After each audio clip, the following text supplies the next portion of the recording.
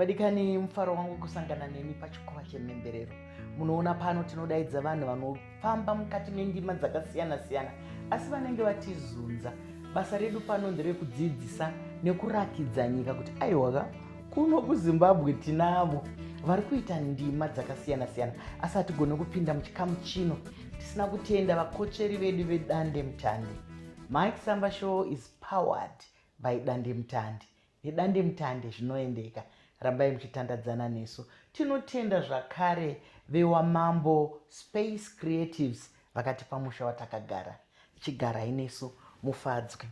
Nhasi ndiri kuziva kuti makutarisa kuda kuona kuti nhasi panani. Regai muone. Pano pane munhu wechidiki anoita basa riri kuzunza, asi regai munzwe kuti anonzani. Makadi baba? Tinofara munofara here? Aiwa, ndinofara zvangu. Kwabviwa kwakadi kutsvene. Aiwa, tinotenda.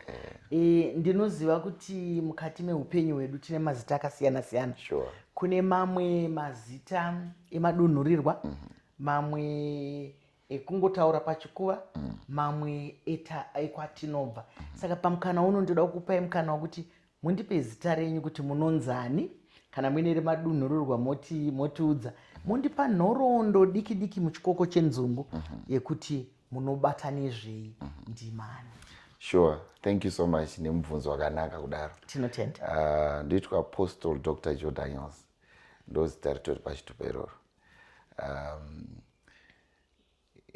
Takaberekerwa kwaMutare paSt. Augustine's Kwatsambe. Munokuziva? Kwatsambe ikoko ndokwandakaberekerwa. naDanford naSnowdia. Baba vangu vari nesi kuZambia, vakazoya kunoku. Vabereki vavo vaive mamissionaries as well, mucheche Methodist. So vaimudzidzisa vakazorelocata kuenda kwaMarange kuBocha, ndokwakazotenga purazi ravo ikoko. So muchidimbu ndiri mufundisi, ndinoshumira. Ndizvozvo chaizvo. Ndinokutendai, ndosaka manzwa ndati baba. Yes. Nokuti kana munhu ari mufundisi kunyanga ari zera remwana wako, kunyanga akaita sei vanongori baba nokuti muri mufudzi. Amen. Mufaro wangu kunge muri pano baba. Thank you so much, Mazvita. Ndinoda kuziva kuti ndinoona zvichisiyana-siyana. Regai ndifunge kuti munobva kuchitendero chechiKristu. Nokuti tinoshanda nezvitendero zvakasiyana-siyana, asi ndinokunzwai mutauro pamusoro paJesu. Saka ndichiti munobva kuchitendero chechiKristu. Musiyano ungavepo kuti munhu asinganyatsonzwisisa chitendero chedu chechiKristu, vamwe vanonzi apostle, vamwe vanonzi reverend, vamwe vanonzi priest, vamwe mazita aya muchitendero izvi anonosiyana sei? Haana basa rakanyanya ongo, but kazhinji ane chekuita nefunctionality, kuti mweya mutsvene uri mauri uri kuoparetawo sei.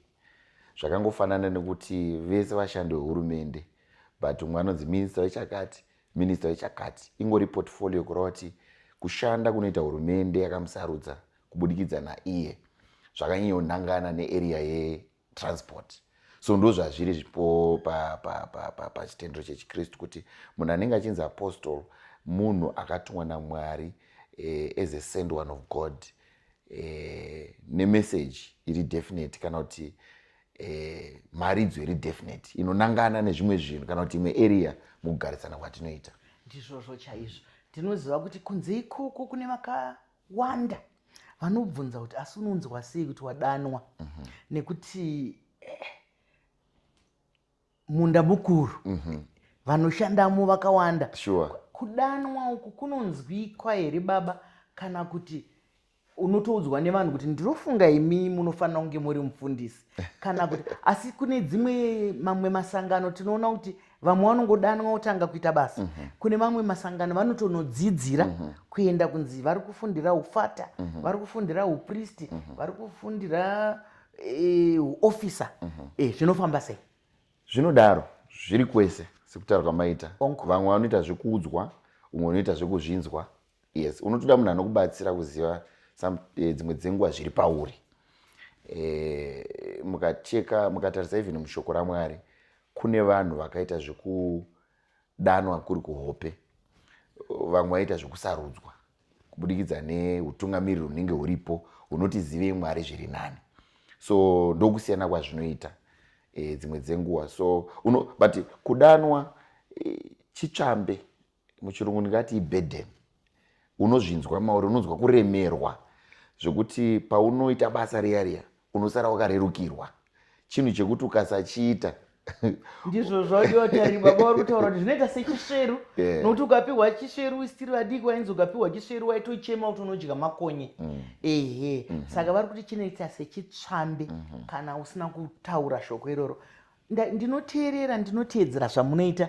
Muri mumwe wemafundisi anonakidza zvikuru. Sure. Thank you so much. Mazvita.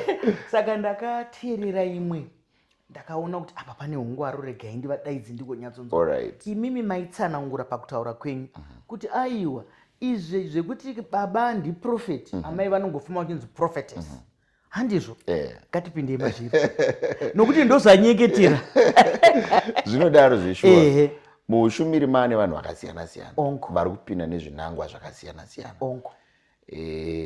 So mukufamba kuri kuita ushumiri, vamwe vakuisa matitles aya asingakodzeri pavanhu vasina kudanwa kubasa iroro.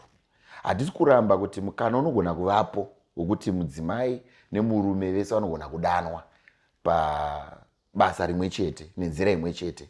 Asi kunewo vamwe vakuzvipa matitles iwayo nenhau yekuti vanoda kuti zvinge zvine chimwe chimiro kuvanhu vari kushumira, but munhu asina kudanwa kubasa iroro. Hero jira kufuka kana kuwarira, hatikushorei, hatidini, asi baba vari kunyatsozvitsanangura kuti aiwa kudanwa munhu anenge akanangana naMwari wake. Murume wangu ini kana ari profeti, padaneni handina kudaidzwa. Ndiri mumwe wanofanira kuti afudzwe. Nekuti kana maaprofetesi maakutofudzawo. Kana muchida kuzotaura nesu makasununga kutiridzira kana kutinyorera. Muongororo netsvakiridzo indiri musikana wakare chaizvo baba. Tinoziva vanhu vachinamata, machechi akambenga ari mashoma chaizvo. Taitoverenga kuziva kuti kune chechi yakati. Asi akaendawo achiwanda sekukura kwatanga tichiita.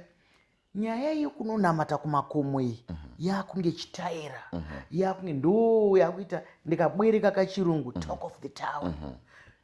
Ndechii chakazouya kumakomo chakambenge chisipo nguva yesei. Nokuti munhu waungonzwa ndikuenda kugomo, anasitarira kugomo, avazodini kunei kumakomo. Kumakomo hakuna zviriko. Hakuna kana zviriko. Asi mukatarisa magwaro, Jesu nenguva yaaipota achienda kumakomo. Kwete nekuti kune zvaaiwana ikoko, but yaive nzira yekutaramuka kubva kuvanhu uye kubva tingati pachirungu daily routine. Zvinoitika muupenyu zuva nezuva zvinogona kutitorera nguva kana kutikanganisa panguva yatiri kuda kunyatsoisa mwoyo wedu nepfungwa dzedu pana Mwari. So tingangoti kumakomo inzvimbo yekuti unogona kuzvibvisa kuvanhu. Nekuti dzimwe dzenguva kuti unamatire mumba, mwana acho achigogodza pamusoro kuti mama muri kudiwa. So unoda pako wega. And mamwe machechi ariko mazuva ano haana chinzvimbo ichocho chekuti unokwanisa kuenda wega uchinosangana naMwari. So ndonyaya ingoripo chete. But variko vanotenda kuti kumakomo kune zviriko. But ndichitaura ndakamirira zvinotaura shoko raMwari, hakuna chiriko manikistere chekuti chinganzi ndikasatokuenda ndasarira maningi. Mumba mako munogona kungoita muchikomo zvakare. Maita basa manyatsozvijekesa kuti pauri ipapo unogona kuita chikomo chako chekunamatira. Inzvimbo chete yekuzvipaura kuti unge uine runyararo, unge uine zvakasiyana-siyana. Tinoona kuti kune zvimwe zvakare zvakawanda zviri kuuya. Zvimwe zvacho zvinenge zvichinzi nevamwe vanhu it's not biblical. Nokuti munoziva gwaro rinouya nekwakasiyana-siyana. Saka isi tinenge tangoteerera kuti tichida kunyatsonzwa kuti zviriko here, hakuna here zvakazodini. Tinoziva kuti nguva dzekutsanya mumashoko magwaro matsvene dzirimo dzaitarwa kuti panguva yakadai senguva yatiri kutaura pano kukaturike nguva yeLenti.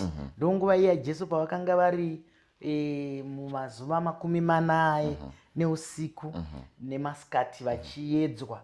Asi takuona iye zvino kuti kwakunzi kune ma10 days kune ma20 days kune ma30 days izvi kugadzira kwevanhu here kuti kana tiine zvimwe zvatinoda kugadzira zvisiri mubhuku redu kana zvichitibatsira tizviite kana kuti kana tiri makristu tinosungwa nemutemo webhaibheri?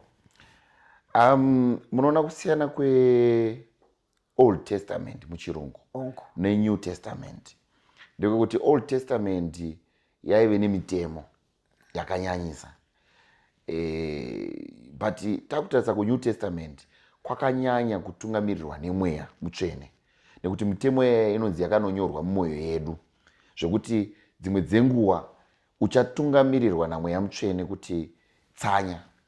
Mazuva ekutsanya haana paakatarwa zvakanyanya, zvinoenderana nekunzwa kwawaita kana kuti kudanwa kwawaita mukutsanya imomo. That's why muchiona kuti mukanoverenga Jesu achitaura nyaya yekutsanya haapi mazuva, anongoti kana motsanya itai kuti kumeso kwenyu kunge kuchionekera, right? Ane zvaanotaura zvinofanira kuitwa kana uchitsanya, but haatauri kuti mazuva mangani, haatauri kuti kwenguva yakareba sei. Zviri kwamuri mimi maisamba kuti ini ndiri kunzwa kuti ndofanira kutsanya kwezuva rimwe chete, zvichienderana nekutungamirirwa kwamaita panguva iyoyo. Mazvitsanangura zvakanaka. Ndinovimba kuti vadiwa tariri nevateereri muri kutora ndima dzatiri kufamba nadzo nemunhu waMwari naApostle Joe Daniels ndo vatinavo pano vari kutipakurira vatizunza. Saka tati ngavauye tizunzwe takawanda.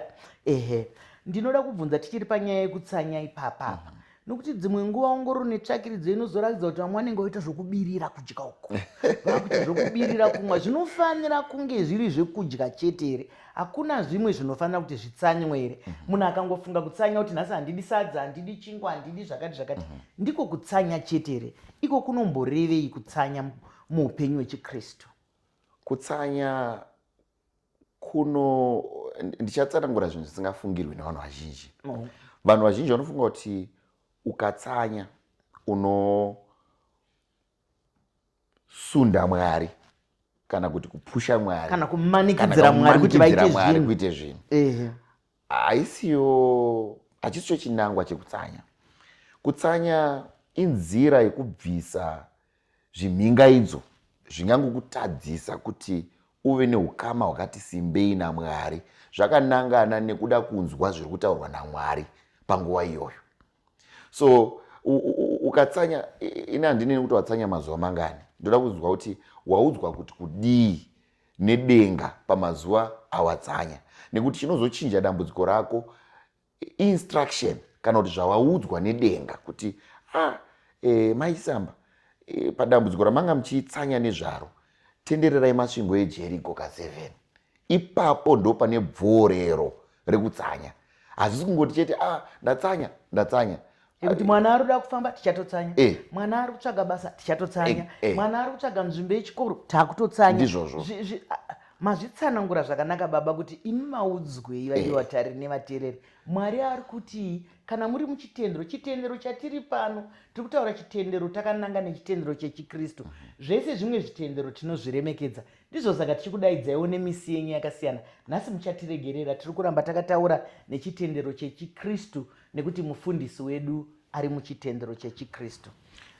Muri papo maisamba, ndosaka muchiona kuti vanhu vazhinji vanotsanyira mamereji vanoramba vachitsanyira mamereji gore rega rega pasina chinoshanduka, nekuti dzimwe dzenguva munhu nebhutsu dzimwe dzenguva anoudzwa kunzi zviise pasi pemurume wako, ndo shoko rauya, but achidzokera kumba haanoiti izvozvo. Saka achangozodzokera futi kuchikomo kuya kuti Mwari hamuna kupindura munamato wangu, regai ndirame ndinamatira murume, but haasi kuteerera zvekutaurwa nechinyi nedenga. So bvorero remutsanyo riri pakuti pa10 days dzawanzi kutsanya idzi zvanzi kudii nedenga, ende 10 days hadzidzi dzemunhu wese. Ndizvozvo mashoko makukutu baba muri kutaura. Asi vadiwa vatariri, pada neniwo ndingade kuziva kuti tinonzwa sei kutaura kwaMwari, nekuti munyika yatigere ino mune zvakawanda. Unonzwa sei kuti ava ndiMwari vari kutaura? So chekutanga chinoita kutsanya, tiri pakutsanya ipapo. Kutsanya kwakafanana neredhiyo. Handizivi kuti muchiona tingaiti kudii. But mukatarisa redhiyo, masaisai anoramba achiuya. Unofana kuchuna frequency kuti ubate yauri kuda ine mashoko auri kuda. So shoko raMwari rinove Bhaibheri. Kutsanya kunobatsira mweya wako kuti ubate chinyi? Frequency yaMwari pauri kuda kuti unzwe kutaura kwaMwari. Now Mwari unotaura muhana dzedu kana dzichinge dzakachena. Mwari unotaura kwatiri kubudikidza nehope. Mwari unotaura kwatiri kubudikidza nevanhu. So mukutsanya imomo pamwe Apostle Dr. Joe Daniels uchabva wasangana nekaclip kari kunangana nenhau yanga uchinamata nezvayo. Wotonzwa kuti uyu ndiMwari ari kuita sei? Ari kuita. Unozvinzwa mumwoyo mako kuti iyi inenge mhinduro yezvandanga ndichinamata nezvazvo. Ndizvozvo mashoko akanaka echenjedza muri kutipa, nekuti kudzidza hakuperi, tinodzidza nguva nenguva. Tinokutendai. Ndakambotarisa zvakare muchitaura pamusoro penyaya yekuenda kuchechi. Tiri kuona kuti vanhu vakawanda muongoro netsvakiridzo iyi yatinoitawo, tiri kuona kuti vanhu muchandiregerera, asi chokwadi hachivhikwe. Nyaya yekuenda kuchechi yakunge club, makirabhu chaiwo. Vanhu imi muri chechi ipi, imi muri chechi ipi, imi muri chechi ipi. Vanhu vachiri kuziva here chikonzero? Ini nevamwe vangu vari kunze tichiri kunyatsoziva here chikonzero chekuenda kuchechi? Saka ndati mutibatsire nhasi. Vanhu vanoenderei kuchechi baba? Vanhu vanoenda kuchechi, chekutanga kunobatsiridza ukama hwavo naMwari. Tine vanhu vari kuenda kuchechi vane ukama nechechi, vane ukama namufundisi, but vasina ukama naMwari wechechi. Saka ari kuda kuti kana asvika awane uniform, awane bhanhira, awane chigaro. You see? Ndosaka vanhu vakupota vachiurayana mumachechi, vachiurayirana zvigaro. But tiri kuti isusu tiri musangano dzvene raMwari. So kuchechi tinoenda kuti ukama hwatatanga naMwari huya tihudzidze, hutibatsire mukurarama kwatinoita, because nekuti tinonzwisa kuti Mwari rudo, vanotida. So vane matungamirira vanotiita zuva nezuva mumagariro, mumabasa, kuti mwanangu shanda sezvizvi, zvinhu zvako zvinodini, zvinobudirira. So ukama ihwohwo kuti huwe hwakanaka, huwe hunomachuwa, huwe hunobatsira, hunoda kudzidziswa, sekudzidza kwatiri kuita paMaisamba Show. Maringe nemutsika nemagariro. Ukama hwatiri kungodzidziswa nezvavo kuti tinogara sei. Tinokutendai chaizvo, tinokutendai chaizvo. Tiri papa panyaya yekuchechi. Handizivi kuti tingati kudini kuvanhu vedu, nekuti tiri kuona kuti ikoko kuchechi makuhwa ariko, ikoko kuchechi kunetsana sekutaura kwamaita uku kuriko. Kana kuchechi vanhu havachavimbana, zvekuti kunyange muri pasangano rechechi munhu akati ndakusiyirai ikafu mamusipo, tanwa tii yenyu tachengetana, munhu anonorasa. Chii chaitika? Noti vanotaura vamwe vari kuti iye zvino zvachinjana, hanzi nyika ndo yakuchechi, chechi ndo yakunyika. Munoiona sei baba ipapa? Ndozviri kutaurwa kunzeka uko. Dambudziko riripo nenyika haigoni kutsanangurira kuti chechi yakamira sei. Isusu tisi tingatovatsanangurira nekuti ndo basa redu. Chechi hakusi kudenga. Kudenga ndokunowanikwa vanhu vatsvene, vanhu vakachena. Chechi chipatara, Maisamba nevateereri. Chechi chipatara, saka kuchipatara munosangana nevarwere vari kurwarisa, vakurwara zviri nani, vaapedyo kupora. So tichasangana nazvo zvese izvozvo, makuhwa iwayo tichasangana nawo. But munhu ari kurwara ari munzvimbo yekubatsirwa. So isusu sevatungamiriri kana sevafundisi hatipo kujaja kana kutonga kuti munhu afile out of place. Tiripo kugadzirisa nekurapa kubudikidza nevhangeri raJesu Kristu.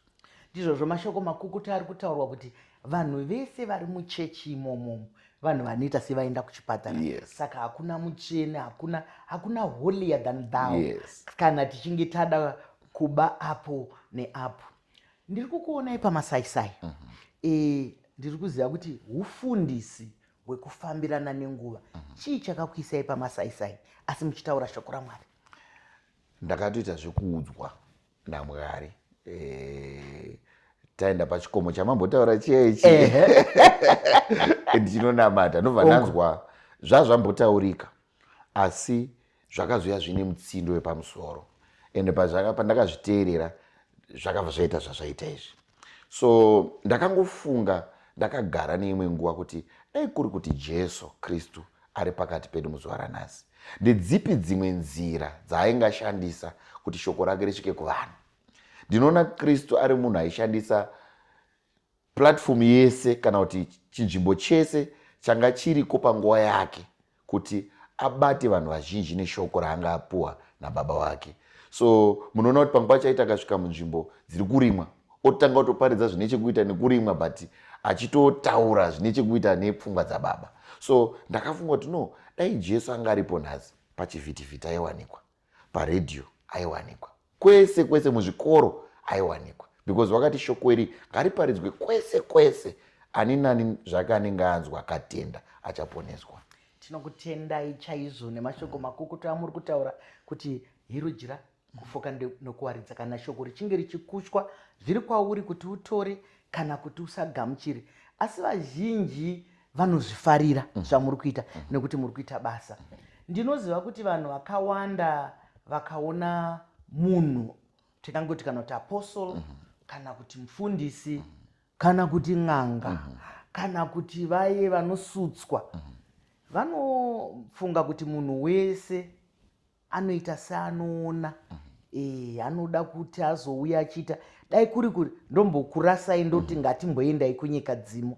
Dai kuri kunyika dzimu munhu anenge achienda kuti sekuru nditarisireiwo nzira ndoda kufamba, nzira yangu kwandoda kuenda kumuri kuona kwakadini. Imimi munosvika here kundima dzakadaro sevafundisi? Apa ndaienzanisa nenyika dzino. Sure. Pindai mazviri. Kunyika dzino kana kunyika dzimu nyika dzimu ndinofunga kuti zvese zvakatobva kuchitendero chechikristu, nekuti ndo kwatinotanga kuona anonzi maprophets vanorakidzwa. So ndambotaura kuti mataito aya ingori nyaya yekufangshena basa rauri kuita, but asi mweya mutsvene nekuti ane rudo nesu anogona kutorakidza apostle kuti maitsamba muchenjere pakati apo, kana kuti maitsamba dai maita zvakati apo. Zviriko zvekurakidzwa because nekuti zvese zvinongorakidza rudo rwaMwari kuvanhu vake, rudo runochengetedza, rudo runotungamira, rudo runoumbiridza. So tinosangana nazvo zviriko zvinhu zvakadaro. Ndizvozvo mashoko akanaka. Rudo ndoupenyu, tikabva murudo tarasika. Ndizvozvo. Ndinoona panguva yekunamata, nguva yekunamata, dzimwe nguva kunamata kunorema, dzimwe nguva kwakanaka, dzimwe nguva kunoreruka. Zviri nyore here kuti munhu akaremerwa azvinamatire? Zvakanaka here kana kuti kutsvaga munhu, pange ndoya kwamuri zvangu kuti baba ndinamatireiwo, kutsvaga mumwe angakunamatire kunyange asiri mufundisi, zvinofamba zvakanaka here? Nekuti kana zviri zvimwe zvitendero izvi zvinonzi unonozadzwa zvinhu zvisirizvo manje ikoko kwawakuenda nako kwakadini, ko kuchitendero kwechikristu tinoita sei panyaya yekunamatira? Pane rumbo runoti ndinamatire ndigo kunamatirawo. So zvazvinoita ndezvekuti hakuna munhu anogona zvese, tinosangana nenguva dzakasiyana siyana. Ndosaka vamwe vaitomhanya kuri kuna Jesu kunonamatirwa, kunobatsirwa. So zviriko futi muchitendero kuti kana ndichinge ndaremerwa ndichiona kuti inini pachezvangu ndakabatwa ndoifamba sei nzira ine mitswe, panoita umwe munhu akati simbei panguva iyoyo anogona kunamata neni. Asi mukutaura kwamaita kuti hauzoisirwi zvimwe zvinhu here, chakakosha ndechoti mukristu ngaazive shoko raMwari. Dzidziso yakakosha muchitendero chedu, kuziva Mwari zvinozokubatsira kuziva kuti apa ndizvo, apa hazvisizvo. Mashoko akanaka. Toramba tichingoenda mberi, ndiri kuona mukutenda kwataakuita mazuva ano machechi awanda. Kune dzimwe chechi dzinoti hakuna chinonzi kubviswa kwemadhimoni, asi tiri kuona dzimwe nguva ukateedzera zvitendero zvakasiyana siyana, tiri muchitendero chimwe chete chechikristu ichocho, kune vamwe vanobviswa madhimoni. Ariko here baba madhimoni rinobva richienda kupi? Imboti ngatingopapinda apa. Mweya yetsvina iriko, ongo madhimoni ariko anodzingwa, haafani kugara muvanhu. Dhimoni mweya unobata munhu woitisa munhu zvaasingadi, uchiparadza upenyu hwake. Mukaverenga shoko raMwari, pane mwanakomana akaunzwa kuna Jesu nababa vake. Baba vake ndo vakaona kuti maitiro anoita mukoma hazvisi zvega izvi. Chinochinja ndotokurudzira vabereki kuti tinofanira kunga tiri spiritual enough kugona kuverenga kuti dambudziko iri harichadi shamu, harichadi kugarisa mwana pasi, raakuda kuti anamatirwe. So anoendwa naye kuna Jesu, achisvika kuna Jesu, Jesu unodzinga mweya. But baba vachitsanangura kuti kana zvamubata zvinomuisira mumvura, dzimwe dzenguva zvinomuisira mumoto. Mweya unokubata, unokuitisa zvausingadi. So mweya yetsvina iriko uye inodzingwa. Makore atiri anaya ichingoriko, asi kungoti chete muchitendero chedu makuriro edu nemanzwisiro aMwari akunosiyana. Tiri grade 1, 0 minus 1 it can't. But kana taa form 1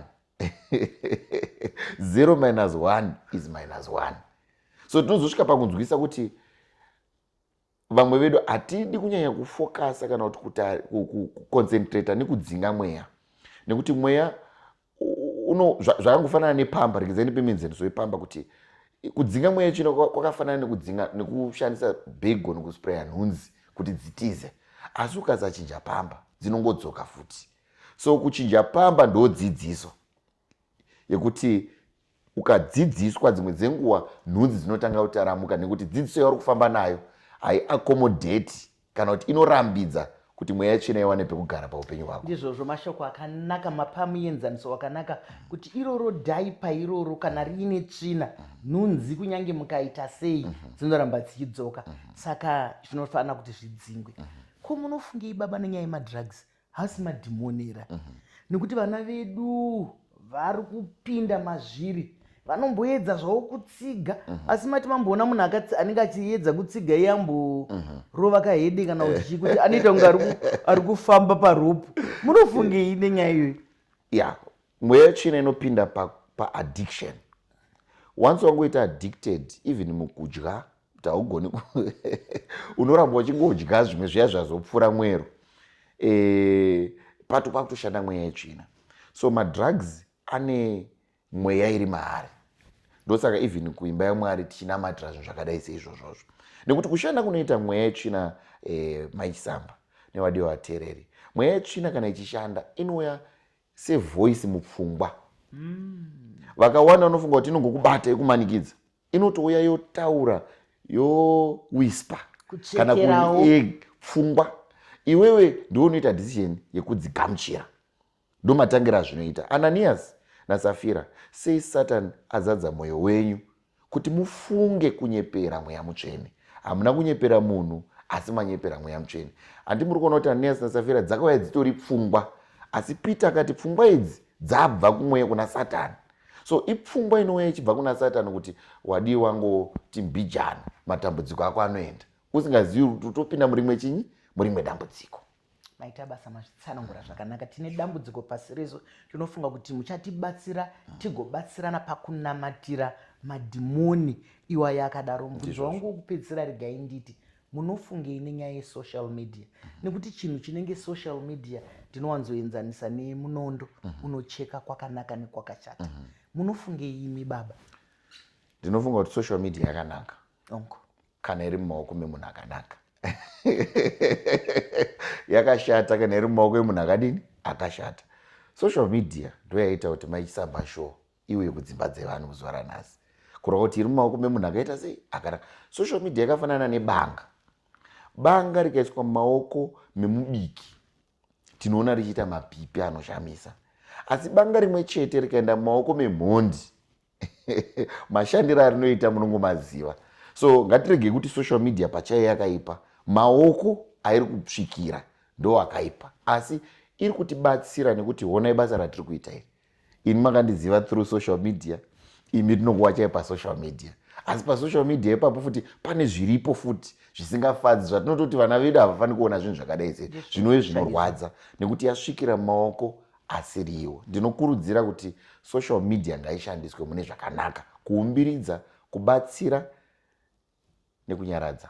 Mashoko akanaka ari kutaurwa naApostle, kusayanika vana, kusatukana nezvakadaro. Ndinoziva baba kuti imimi ndimi munofanira kunge muchindipa shuviro youpenyu, asi samai ndakukushuvirai upenyu hwakanaka. Ndinokushuvirai basa rakanaka. Rambai muchiita basa renyu, mutirangarire mukutinamatira. Mwari vakutungamira. Thank you so much. Ndagamuchira.